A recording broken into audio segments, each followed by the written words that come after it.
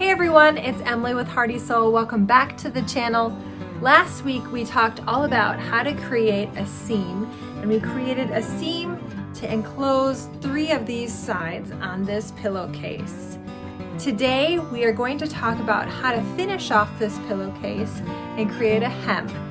Now a hem can be useful in so many different things. Once you learn how to make a hem, you'll be able to hem curtains, hem a skirt, learn how to hem your own jeans. You can create your own dish towels or cloth napkins. There's so many different reasons why learning how to make a hem is useful.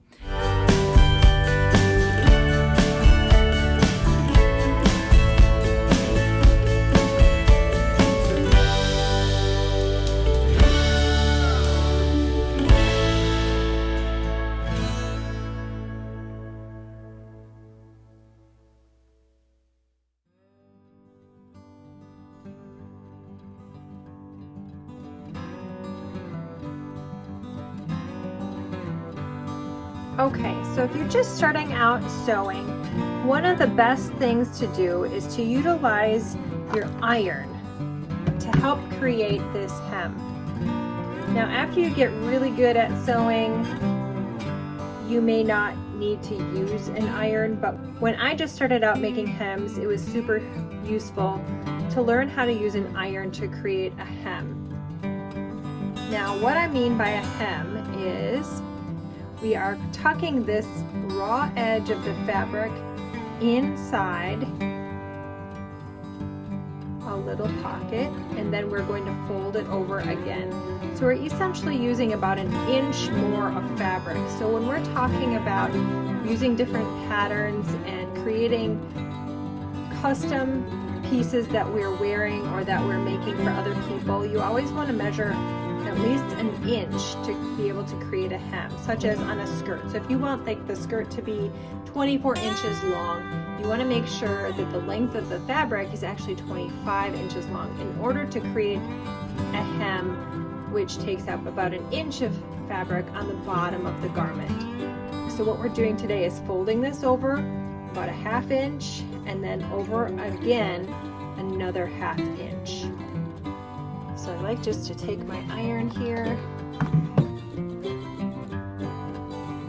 fold over once, and then fold it over again, and then press. So you can kind of gather your next piece to be pressed ahead of that. And I just take a ½ inch there and a ½ inch there, and I fold that over, and that part's ready to press next.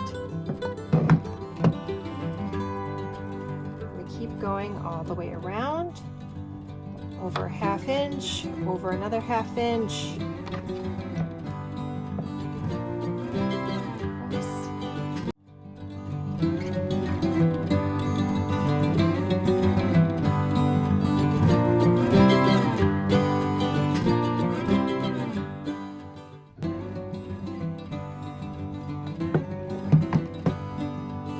And there we go, we've got a completely pressed edge and we're ready to sew. Alright, so now I've got everything pressed. Another thing you could do as a first-time sewer is use some pins to pin our new hem down. Now again, you have to remember that before these pins go through our sewing machine needle, we want to be able to pull them out, but I'll just show you how that looks. I like to start on a seam where 2 pieces meet. So this is my seam. I'm going to start here. Lower my presser foot there. Give a couple of back stitches. So if you joined me in lesson 3, remember we used a zigzag stitch to finish the inside of our seam. So before we start sewing our hem with a straight stitch, you want to make sure that we switch back to a straight stitch here. And I'm going to even things out and put my first dial on 3 and my second dial on 3 as well here. Now we'll have a straight stitch ready to go. So I'm going to do a couple of stitches and then a back stitch.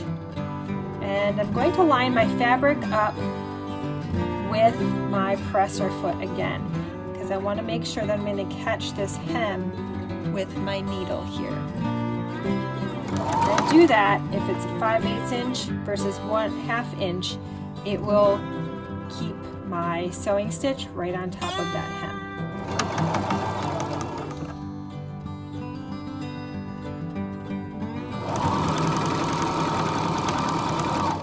As you get better at sewing and the more you sew, you might find yourself being able to not have to press this hem. You'll be able to simply come over here, roll a 1/2 inch, and then roll another 1/2 inch, and then create your hem just like that.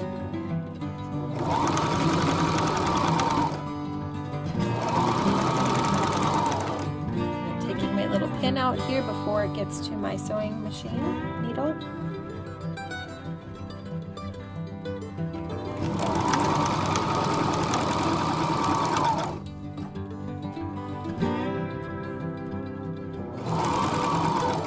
Actually, there's other tutorials that will show you that you want to create your hem going into the machine at the top of the garment.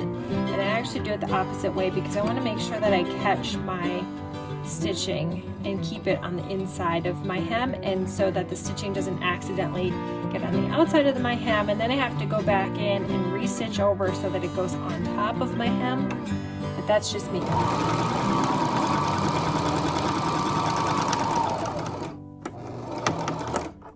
I'm going to back stitch at the end of this hem, pull it away from my machine, and we have a very nice sewn hem, which really adds a lot of professionalism to a piece, and it just finishes things off really nicely.